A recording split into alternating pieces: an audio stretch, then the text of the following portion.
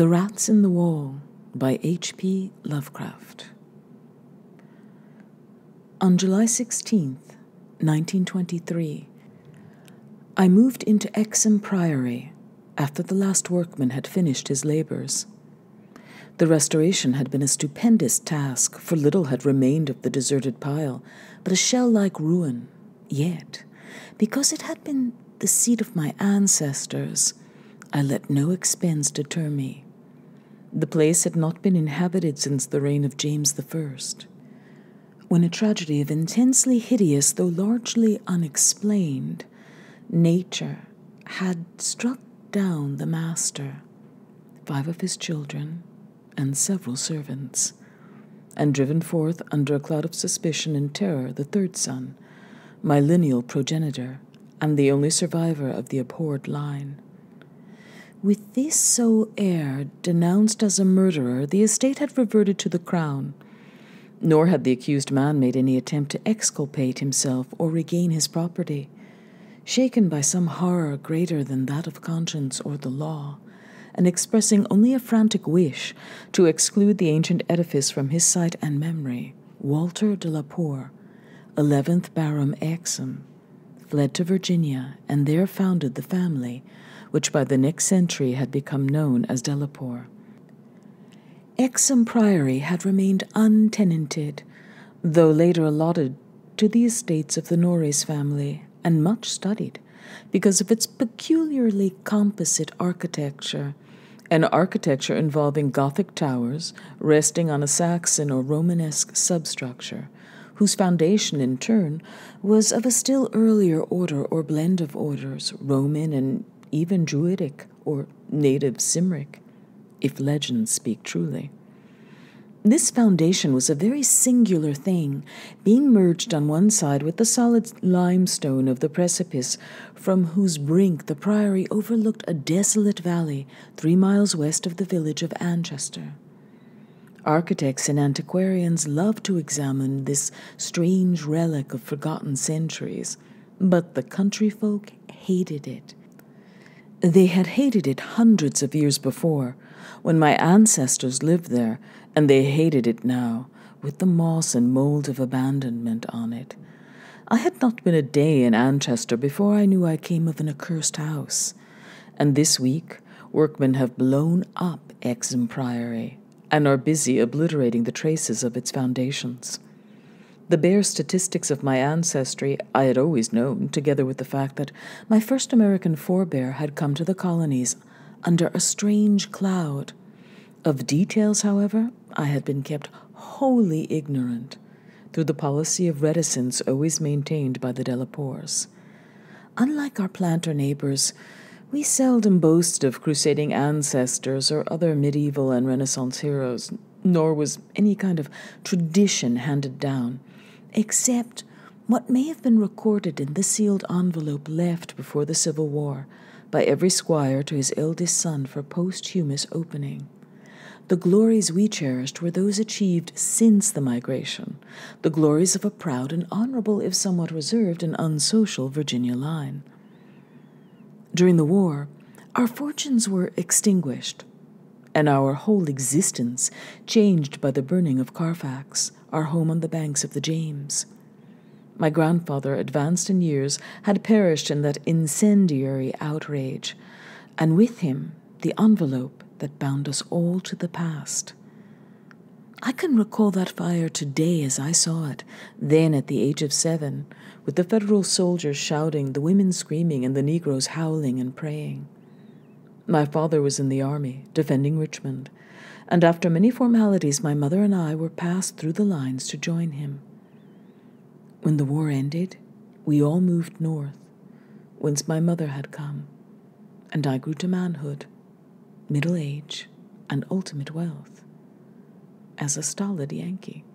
Neither my father nor I ever knew what our hereditary envelope had contained, and as I merged into the grayness of Massachusetts business life, I lost all interest in mysteries which evidently lurked far back in my family tree. Had I suspected their nature, how gladly I would have left Exham Priory to its moss, bats, and cobwebs. My father died in 1904, but without any message to leave me, or to my only child, Alfred, a motherless boy of 10. It was this boy who reversed the order of family information, for although I could give him only jesting conjectures about the past, he wrote me of some very interesting ancestral legends. When the late war took him to England in 1917 as an aviation officer. Apparently the Delapours had a colourful and perhaps sinister history, for a friend of my son's, Captain Edward Norreys of the Royal Flying Corps, dwelt near the family seat at Anchester and related some peasant superstitions which few novelists could equal for wildness and incredibility. Norreys himself, of course, did not take them seriously, but they amused my son and made good material for his letters to me. It was this legendary which definitely turned my attention to my transatlantic heritage and made me resolve to purchase and restore the family seat, which Norreys showed to Alfred in its picturesque desertion, and offered to get him at a surprisingly reasonable figure, since his own uncle was the present owner. I bought Exham Priory in 1918, which was almost immediately distracted from my plans of restoration by the return of my son as a maimed invalid. During the 2 years that he lived, I thought of nothing but his care, having even placed my business under the direction of partners. In 1921, as I found myself bereaved and aimless, a retired manufacturer no longer young, I resolved to divert my remaining years with my new possession. Visiting Anchester in December, I was entertained by Captain Norreys, a plump, amiable young man who had thought much of my son and secured his assistance in gathering plans and anecdotes to guide in the coming restoration. Exham Priory itself I saw without emotion, a jumble of tottering medieval ruins covered with lichens and honeycombed with rooks' nests, perched perilously upon a precipice, and denuded of floors or other interior features, save the stone walls of the separate towers. As I gradually recovered the image of the edifice as it had been when my ancestor left it over 3 centuries before, I began to hire workmen for the reconstruction. In every case, I was forced to go outside the immediate locality, for the Anchester villagers had an almost unbelievable fear and hatred of the place. This sentiment was so great that it was sometimes communicated to the outside labourers, causing numerous desertions, whilst its scope appeared to include both the priory and its ancient family. My son had told me that he was somewhat avoided during his visits because he was a Delapour, and now I found myself subtly ostracized for a like reason, until I convinced the peasants how little I knew of my heritage. Even then, they sullenly disliked me, so that I had to collect most of the village traditions through the mediation of Norreys. What the people could not forgive, perhaps, was that I had come to restore a symbol so abhorrent to them, for, rationally or not, they viewed Exham Priory as nothing less than a haunt of fiends and werewolves. Piecing together the tales which Norreys collected for me, and supplementing them with the accounts of several savants who had studied the ruins, I deduced that Exham Priory stood on the site of a prehistoric temple, a druidical or anti-druidical thing which must have been contemporary with Stonehenge. That indescribable rites had been celebrated there, few doubted, and there were unpleasant tales of the transference of these rites into the Sibylle worship which the Romans had introduced. Inscriptions still visible in the subcellar bore such unmistakable letters as DIV, OPS, MAGNA, MAT, sign of the Magna Mater, whose dark worship was once vainly forbidden to Roman citizens. Anchester had been the camp of the 3rd Augustan Legion, as many remains attest, and it was said that the Temple of Cybele was splendid and thronged with worshippers who performed nameless ceremonies at the bidding of the Phrygian priest. Tales added that the fall of the old religion did not end the orgies at the temple, but that the priests lived on in the new faith without real change. Likewise, was it said that the rites did not vanish with the Roman power, and that certain among the Saxons added to what remained of the temple and gave it the essential outline it subsequently preserved, making it the center of a cult feared through half the heptarchy. About 1000 A.D., the place is mentioned in a chronicle as being a substantial stone priory, housing a strange and powerful monastic order, and surrounded by extensive gardens which needed no walls to exclude a frightened populace. It was never destroyed by the Danes, though after the Norman conquest it must have declined tremendously, since there was no impediment when Henry III granted the site to my ancestor, Gilbert de la Poer, 1st Baron, Exum, in 1261. Of my family before this date there is no evil report, but something strange must have happened then. In one chronicle there is a reference to a de la Poer as cursed of God in 1307, whilst village legendary has nothing but evil and frantic fear to tell of the castle that went up on the foundations of the old temple and priory. The fireside tales were of the most grisly description, all the ghastlier because of their frightened reticence and cloudy evasiveness. They represented my ancestors as a race of hereditary demons, beside whom Gilles de Retz and the Marquis de Sade would seem the veriest tyros, and hinted whisperingly at their responsibility for the occasional disappearance of villagers through several generations. The worst characters apparently were the barons and their direct heirs. At least, most was whispered about these. If of healthier inclinations, it was said an heir would early and mysteriously die to make way for another more typical scion. There seemed to be an inner cult in the family, presided over by the head of the house, and sometimes closed except to a few members. Temperament rather than ancestry was evidently the basis of this cult, for it was entered by several who married into the family. Lady Margaret Trevor from Cornwall, wife of Godfrey, the second son of the 5th Baron, became a favourite bane of children all over the countryside, and the daemon heroine of a particularly horrible old ballad not yet extinct near the Welsh border.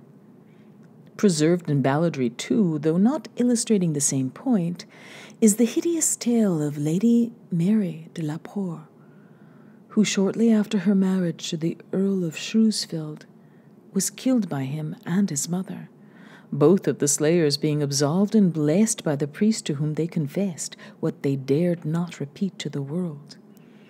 These myths and ballads, typical as they were of crude superstition, repelled me greatly.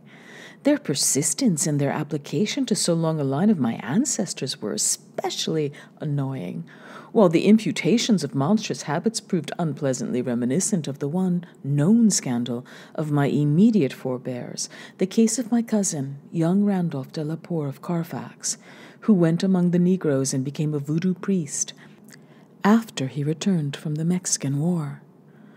I was much less disturbed by the vaguer tales of wails and howlings in the barren, windswept valley beneath the limestone cliff, of the graveyard stenches after the spring rains, of the floundering, squealing white thing on which Sir John Clave's horse had trod one night in a lonely field, and of the servant who had gone mad at what he saw in the priory in the full light of day.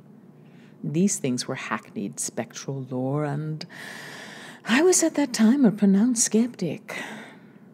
The accounts of vanished peasants were less to be dismissed, though not especially significant, in view of medieval custom. Prying curiosity meant death, and more than one severed head had been publicly shown on the bastions, now effaced, around Exum Priory. A few of the tales were exceedingly picturesque, made me wish I had learnt more of comparative mythology in my youth.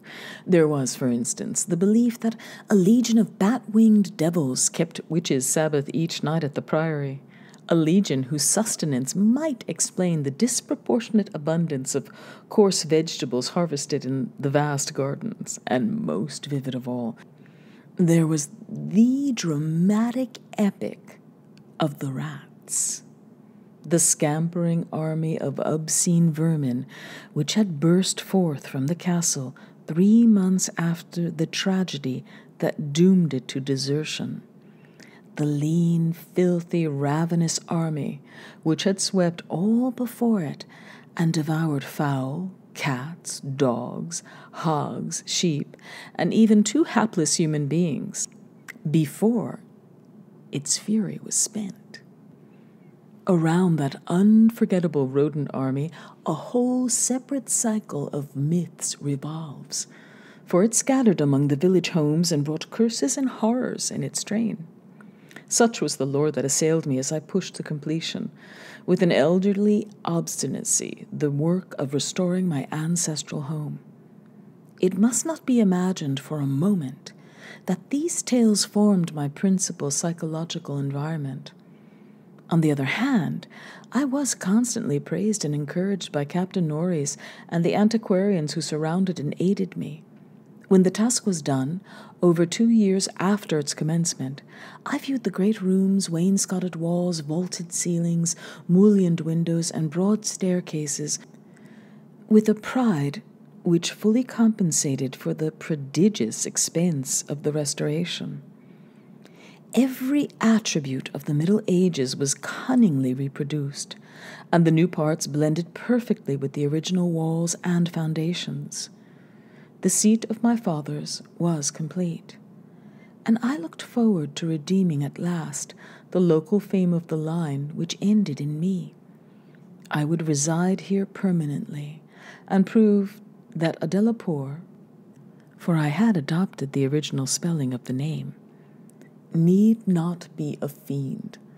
My comfort was perhaps augmented by the fact that, although Exham Priory was medievally fitted, its interior was in truth wholly new and free from old vermin and old ghosts alike. As I have said, I moved in on July 16th, 1923. My household consisted of 7 servants and 9 cats, of which latter species I am particularly fond. My eldest cat, Niggerman, was 7 years old and had come with me from my home in Bolton, Massachusetts.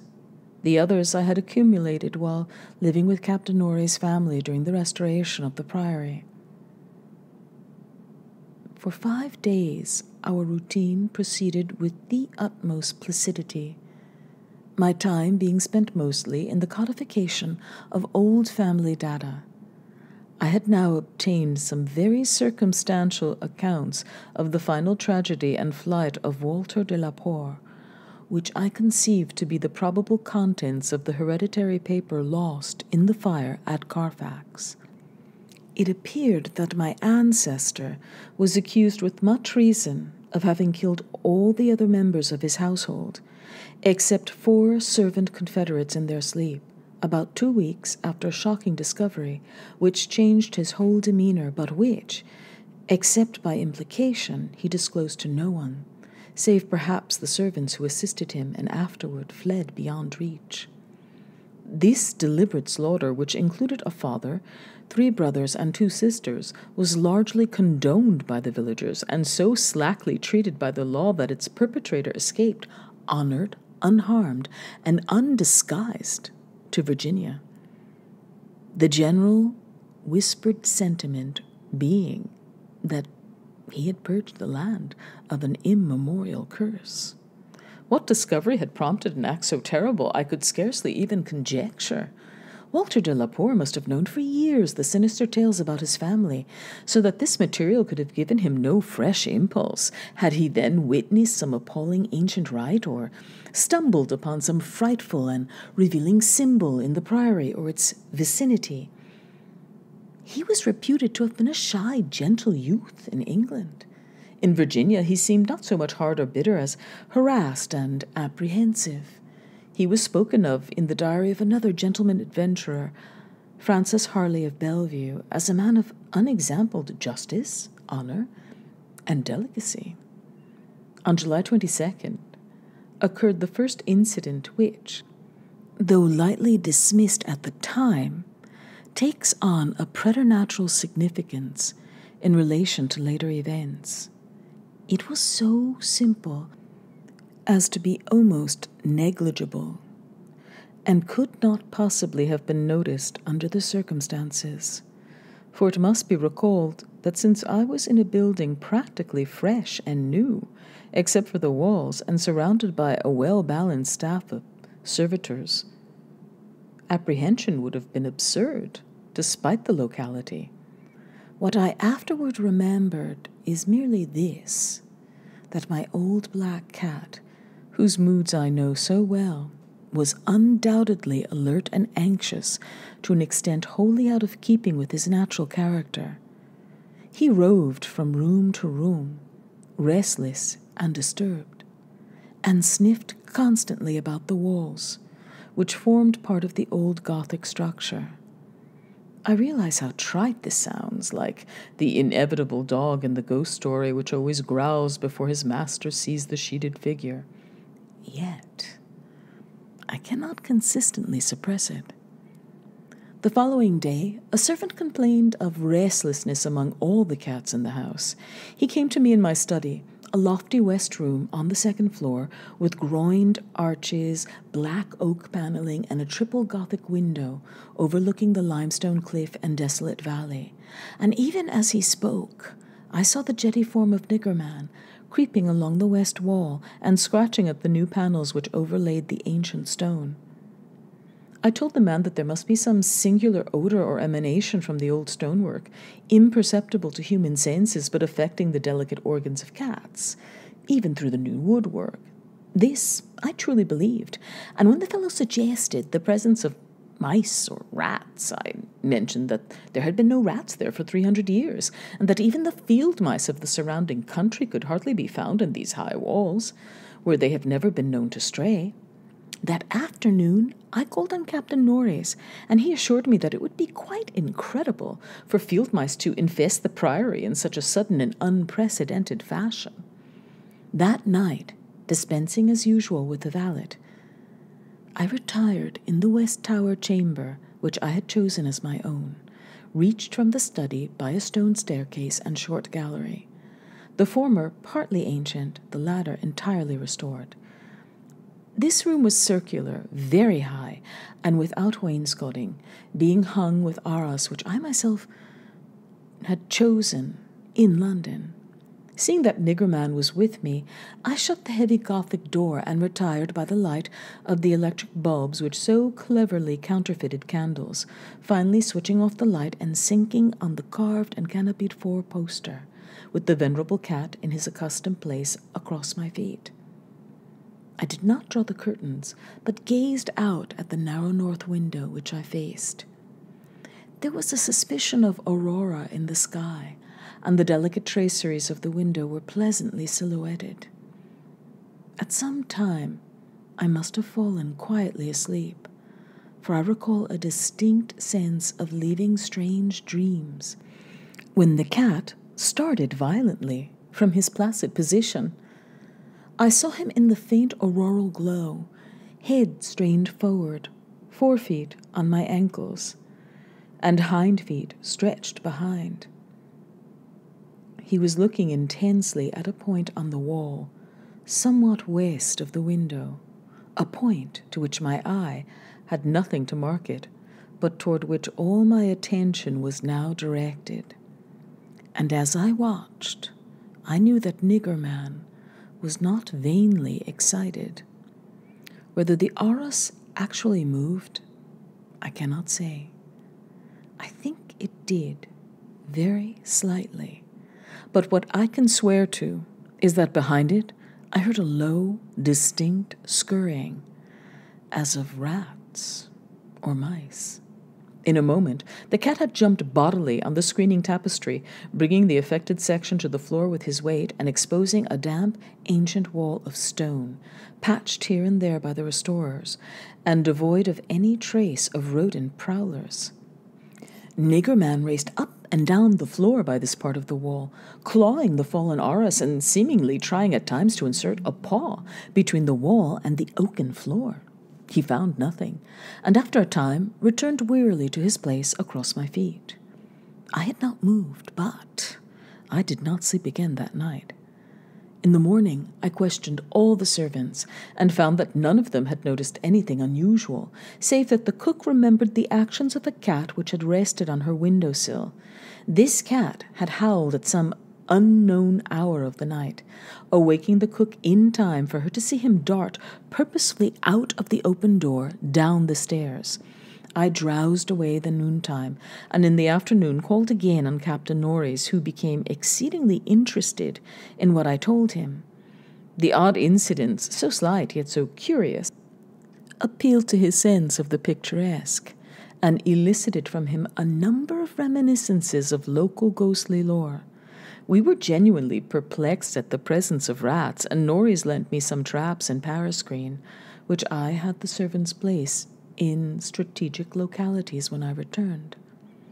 I retired early, being very sleepy, but was harassed by dreams of the most horrible sort. I seemed to be looking down from an immense height upon a twilit grotto, knee-deep with filth, where a white-bearded demon swineherd drove about with his staff a flock of fungus flabby beasts, whose appearance filled me with unutterable loathing. Then, as the swineherd paused and nodded over his task, a mighty swarm of rats rained down on the stinking abyss and fell to devouring beasts and man alike. From this terrific vision I was abruptly awakened by the motions of Nigger Man, who had been sleeping as usual across my feet. This time I did not have to question the source of his snarls and hisses, and of the fear which made him sink his claws into my ankle, unconscious of their effect, for on every side of the chamber the walls were alive with nauseous sound, the verminous slithering of ravenous gigantic rats. There was now no aurora to show the state of the arras, the fallen section of which had been replaced, but I was not too frightened to switch on the light. As the bulbs leapt into radiance, I saw a hideous shaking all over the tapestry, causing the somewhat peculiar designs to execute a singular dance of death. This motion disappeared almost at once, and the sound with it. Springing out of bed, I poked at the arras with the long handle of a warming pan that rested near, and lifted one section to see what lay beneath. There was nothing but the patched stone wall, and even the cat had lost his tense realization of abnormal presences. When I examined the circular trap that had been placed in the room, I found all of the openings sprung, though no trace remained of what had been caught and had escaped. Further sleep was out of the question. Lighting a candle, I opened the door and went out in the gallery toward the stairs to my study, Niggerman following at my heels. Before we had reached the stone steps, however, the cat darted ahead of me and vanished down the ancient flight. As I descended the stairs myself, I became suddenly aware of sounds in the great room below. Sounds of a nature which could not be mistaken. The oak-paneled walls were alive with rats, scampering and milling, whilst Niggerman was racing about with the fury of a baffled hunter. Reaching the bottom, I switched on the light, which did not this time cause the noise to subside. The rats continued their riot, stampeding with such force and distinctness that I could finally assign to their motions a definite direction. These creatures, in numbers apparently inexhaustible, were engaged in one stupendous migration from inconceivable heights to some depth conceivably or inconceivably below. I now heard steps in the corridor, and in another moment 2 servants pushed open the massive door, They were searching the house for some unknown source of disturbance which had thrown all the cats into a snarling panic and caused them to plunge precipitately down several flights of stairs and squat, yowling, before the closed door to the sub-cellar. I asked them if they had heard the rats, but they replied in the negative. And when I turned to call their attention to the sounds in the panels, I realized that the noise had ceased. With the two men, I went down to the door of the sub-cellar, but found the cats already dispersed. Later, I resolved to explore the crypt below, but for the present I merely made a round of the traps. All were sprung, yet all were tenantless. Satisfying myself that no one had heard the rats save the felines and me, I sat in my study till morning, thinking profoundly and recalling every scrap of legend I had unearthed concerning the building I inhabited. I slept some in the forenoon, leaning back in one comfortable library chair which my medieval plan of furnishing could not banish. Later, I telephoned to Captain Norris, who came over and helped me explore the sub-cellar. Absolutely nothing untoward was found, although we could not repress a thrill at the knowledge that this vault was built by Roman hands. Every low arch and massive pillar was Roman, not the debased Romanesque of the bungling Saxons, but the severe and harmonious classicism of the age of the Caesars. Indeed, the walls abounded with inscriptions familiar to the antiquarians who had repeatedly explored the place. Things like PGETAE, PROP, TEMP, DONA, and LPRAEC, VSPONTIFI, ATYS. The reference to Attis made me shiver, for I had read Catullus and knew something of the hideous rites of the Eastern god, whose worship was so mixed with that of Cybele. Norris and I, by the light of the lanterns, tried to interpret the odd and nearly effaced designs on certain irregularly rectangular blocks of stone, generally held to be altars, but could make nothing of them.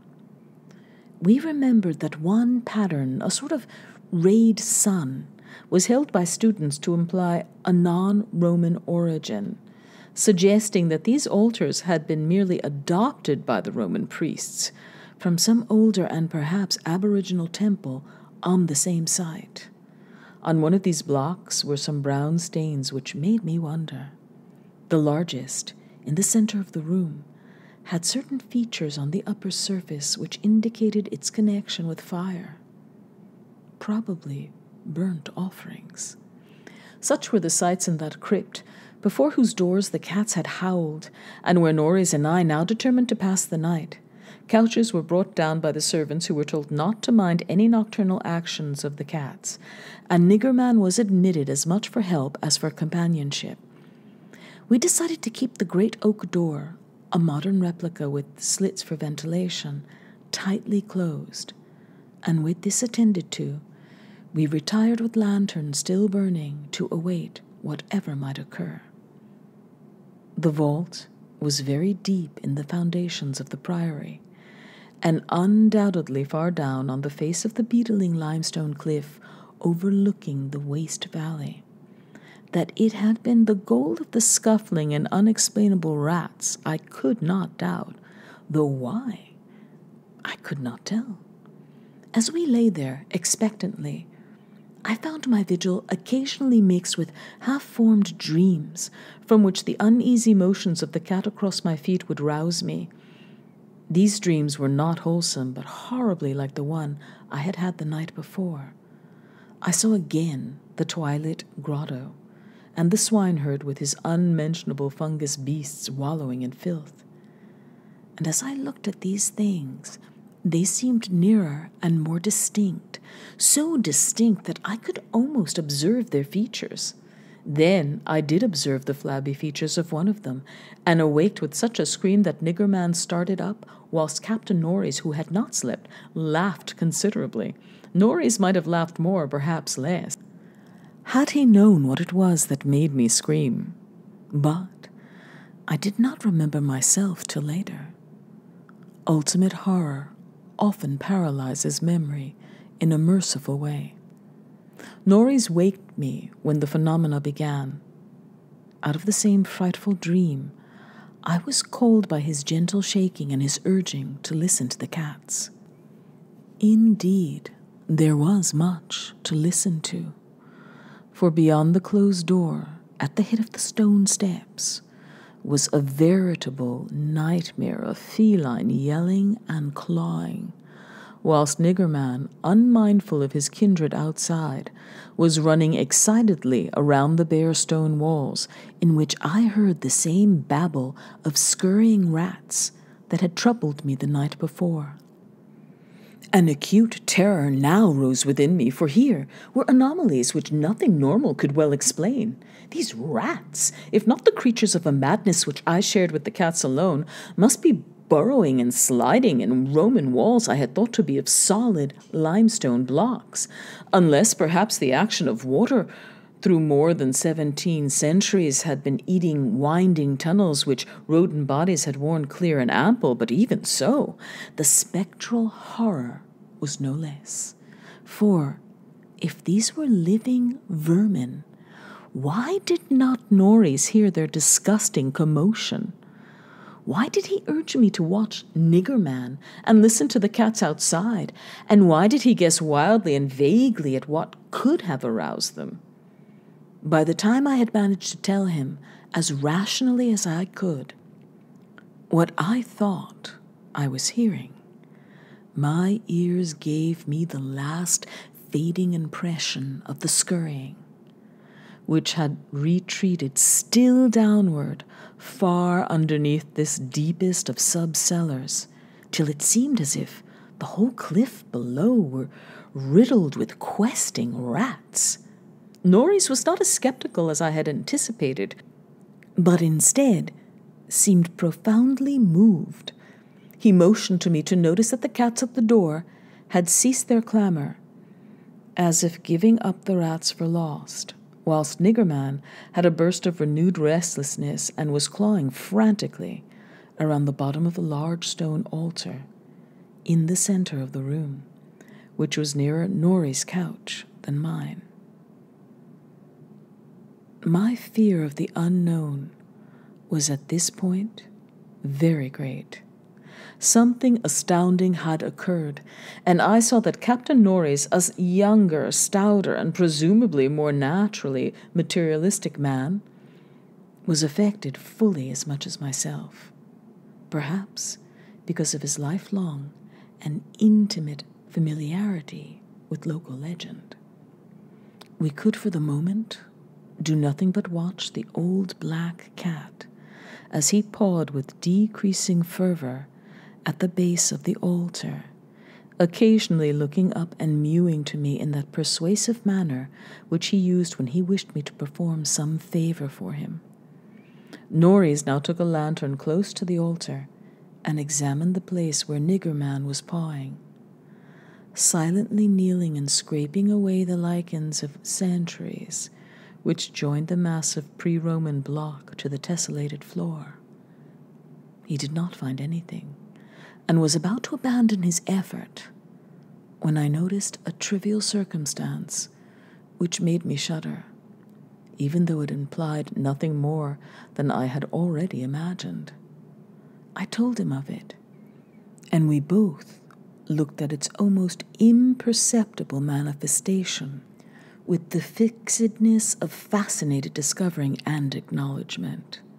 It was only this, that the flame of the lantern set down near the altar was slightly, but certainly flickering, from a draught of air which it had not before received, and which came indubitably from the crevice between floor and altar, where Norris was scraping away the lichens. We spent the rest of the night in the brilliantly lighted study, nervously discussing what we should do next. The discovery that some vault deeper than the deepest known masonry of the Romans underlay this accursed pile Some vault unsuspected by the curious antiquarians of 3 centuries, would have been sufficient to excite us without any background of the sinister. As it was, the fascination became twofold, and we paused in doubt whether to abandon our search and quit the priory forever in superstitious caution, or to gratify our sense of adventure and brave whatever horrors might await us in the unknown depths. By morning, we had compromised and decided to go to London to gather a group of archaeologists and scientific men fit to cope with the mystery. It would be mentioned that before leaving the sub-cellar, we had vainly tried to move the central altar, which we now recognized as the gate to a new pit of nameless fear. What secret would open the gate? Wiser men than we would have to find. During many days in London, Captain Norreys and I presented our facts, conjectures, and legendary anecdotes to 5 eminent authorities, all men who could be trusted to respect any family disclosures which future explorations might develop. We found most of them little disposed to scoff, but instead intensely interested and sincerely sympathetic. It is hardly necessary to name them all, but I may say that they included Sir William Brinton, whose excavations in the Trode excited most of the world in their day. As we all took the train for Anchester, I felt myself poised on the brink of frightful revelations, a sensation symbolized by the air of mourning among the many Americans at the unexpected death of the President on the other side of the world. On the evening of August 7th, we reached Exham Priory, where the servants assured me that nothing unusual had occurred. The cats, even old Niggerman, had been perfectly placid, and not a trap in the house had been sprung. We were to begin exploring on the following day. I assigned well-appointed rooms to all my guests. I myself retired in my own tower chamber with Niggerman across my feet. Sleep came quickly, but hideous dreams assailed me. There was a vision of a Roman feast like that of Trimalchio, with a horror in a covered platter. Then came that damnable recurrent thing about the swineherd and his filthy drove in the twilit grotto. Yet when I awoke, it was full daylight, with normal sounds in the house below. The rats, living or spectral, had not troubled me, and Niggerman was quietly asleep. On going down, I found that the same tranquility had prevailed elsewhere, a condition which one of the assembled savants, a fellow named Thornton devoted to the psychic, rather absurdly laid to the fact that I had now been shown the thing which certain forces had wished to show me. All was now ready, and at 11 a.m., our entire group of 7 men bearing powerful electric searchlights and implements of excavation went down to the sub-cellar and bolted the door behind us. Niggerman was with us, for the investigators found no occasion to despise his excitability and were indeed anxious that he be present in case of obscure rodent manifestations. We noted the Roman inscriptions and unknown altar designs only briefly, for 3 of the savants had already seen them, and all knew their characteristics. Prime attention was paid to the momentous central altar, and within an hour Sir William Brinton had caused it to tilt backward, balanced by some unknown species of counterweight. There now lay revealed such a horror as would have overwhelmed us had we not been prepared. Through a nearly square opening in the tiled floor, sprawling on a flight of stone steps, so prodigiously worn that it was little more than an inclined plane at the center, was a ghastly array of human or semi-human bones. Those which retained their collocation as skeletons showed attitudes of panic fear, and over all were the marks of rodent gnawing. The skulls denoted nothing short of utter idiocy, cretinism, or primitive semi-apedom. Above the hellishly littered steps arched a descending passage seemingly chiseled from the solid rock and conducting a current of air. This current was not a sudden and noxious rush as from a closed vault, but a cool breeze with something of freshness in it.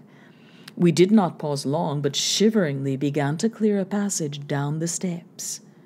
It was then that Sir William, examining the hewn walls, made the odd observation that the passage, according to the direction of the strokes, must have been chiseled from beneath. I must be very deliberate now and choose my words.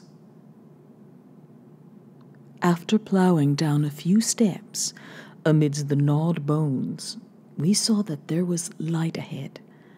Not any mystic phosphorescence, but a filtered daylight which could not come except from unknown fissures in the cliff that overlooked the waste valley.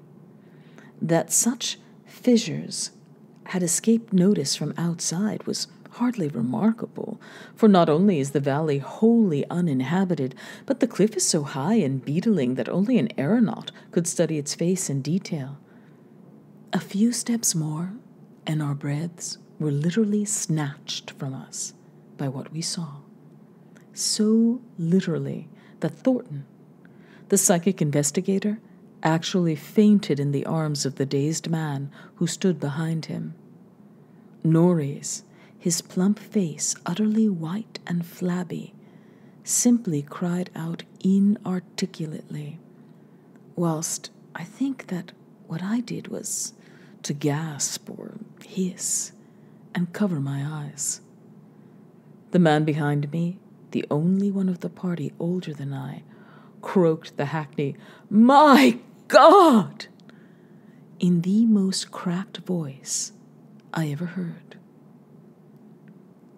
Of 7 cultivated men, only Mr. William Brinton retained his composure, a thing more to his credit because he led the party and must have seen the sight first. It was a twilit grotto of enormous height, stretching away farther than any eye could see, a subterraneous world of limitless mystery and horrible suggestion. There were buildings and other architectural remains. In one terrified glance, I saw a weird pattern of tumuli, a savage circle of monoliths, a low-domed Roman ruin, a sprawling Saxon pile, and an early English edifice of wood. But all these were dwarfed by the ghoulish spectacle presented by the general surface of the ground.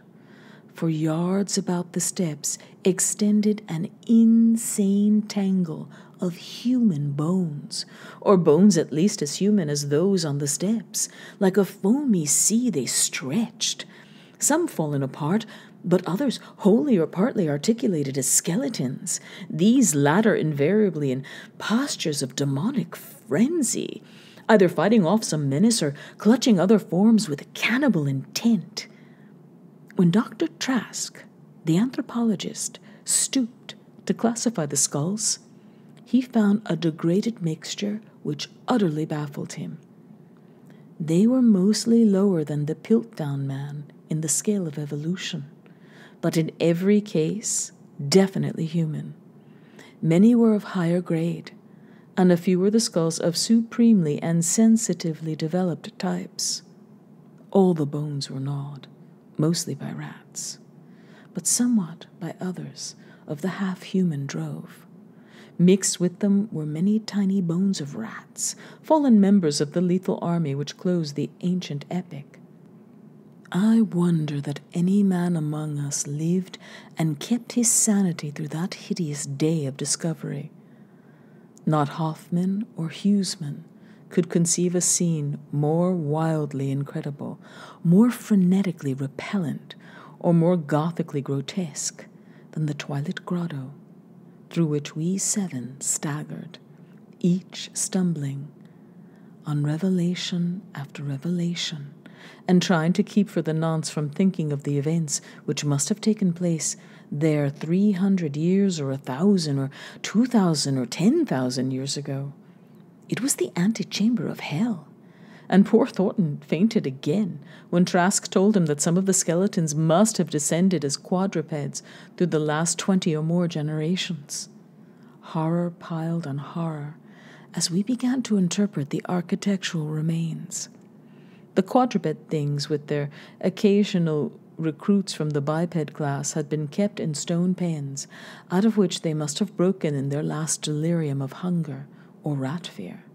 There had been great herds of them, evidently fattened on the coarse vegetables whose remains could be found as a sort of poisonous ensilage at the bottom of huge stone bins older than Rome. I knew now why my ancestors had had such excessive gardens. Would to heaven I could forget. The purpose of the herds I did not have to ask. Sir William, standing with his searchlight in the Roman ruin, translated aloud the most shocking ritual I had ever known, and told of the diet of the antediluvian cult, which the priests of Cybele found and mingled with their own. Norreys, used as he was to the trenches, could not walk straight when he came out of the English building. It was a butcher shop and kitchen. He had expected that, but it was too much to see familiar English implements in such a place, and to read familiar English graffiti there, some as recent as 1610. I could not go in that building whose demon activities were stopped only by the dagger of my ancestor, Walter de la Poer. What I did venture to enter was the low Saxon building, whose oaken door had fallen, and there I found a terrible row of 10 stone cells with rusty bars. 3 had tenants, all skeletons of high grade, and on the bony forefinger of one I found a seal ring with my own coat of arms. Sir William found a vault with far older cells below the Roman chapel, but these cells were empty. Below them was a low crypt with cases of formerly arranged bones, some of them bearing terrible parallel inscriptions carved in Latin, Greek, and the tongue of Phrygia. Meanwhile, Dr. Trask had opened one of the prehistoric tumuli and brought to light skulls which were slightly more human than a gorilla's, and which bore indescribable ideographic carvings. Through all this horror, my cat stalked, unperturbed. Once I saw him monstrously perched atop a mountain of bones, and wondered at the secrets that might lie behind his yellow eyes. Having grasped, to some slight degree, the frightful revelations of this twilit area, an area so hideously foreshadowed by my recurrent dream, we turned to that apparently boundless depth of midnight cavern, where no ray of light from the cliff could penetrate. We shall never know what sightless Stygian worlds yawn beyond the little distance we went, for it was decided that such secrets are not good for mankind. But there was plenty to engross us close at hand, for we had not gone far before the searchlight showed that accursed infinity of pits in which the rats had feasted, and whose sudden lack of replenishment had driven the ravenous rodent army first to turn on the living herds of starving things, and then to burst forth from the priory in that historic orgy of devastation which the peasants will never forget. God, those carrion black pits of sawed-picked bones and open skulls, those nightmare chasms choked with pithecanthropoid, Celtic, Roman, and English bones of countless unhallowed centuries. Some of them were full, and none can say how deep they had once been. Others were still bottomless to our searchlights and peopled with unnameable fancies. What, I thought, of the hapless rats that stumbled into such traps amidst the blackness of their quest in this grisly Tartarus? Once my foot slipped near a horribly yawning brink, and I had a moment of ecstatic fear. I must have been musing a long time, for I could not see any of the party but the plump Captain Norris. Then there came a sound from that inky, boundless farther distance that I thought I knew, and I saw my old black cat dart past me like a winged Egyptian god straight into the illimitable gulf of the unknown. But I was not far behind, for there was no doubt, after another second, it was the eldritch scurrying of those fiend-born rats, always questing for new horrors, and determined to lead me on, even unto those grinning caverns of earth's centre, where Nyarlathotep, the mad faceless god, howls blindly to the piping of two amorphous idiot flute players. My searchlight expired, but still I ran.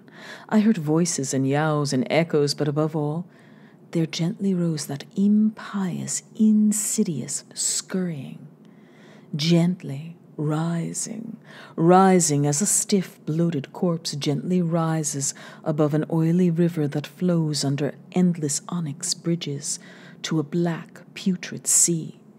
Something bumped into me, something soft and plump. It must have been the rats, the viscous, gelatinous, ravenous army that feast on the dead and the living. Why shouldn't rats eat a Delapour as a Delapour eats forbidden things? The war ate my boy, damn them all, and the Yanks ate Carfax with flames and burnt grandsire Delapour and the secret. No, I tell you, I am not that demon swineherd in the Twilight Grotto.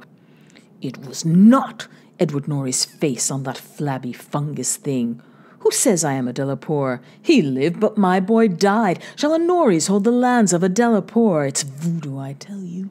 That spotted snake, curse you, Thornton. I'll teach you to faint at what my family do, Sblod, thou stinkard. I'll learn ye how to gost. Wold ye swink me think likewise. Magna mater, atis dia ad, agatas adadodan, agas bas dunakot, donast, doholasot, agas, let sa, ungo, rrr, shh. This is what they say, I said, when they found me in the blackness, after 3 hours, found me crouching in the blackness over the plump, half-eaten body of Captain Norris, with my own cat leaping and tearing at my throat. Now they have blown up Exham Priory, taken my nigger man away from me, and shut me into this barred room at Hanwell, with fearful whispers about my heredity and experiences.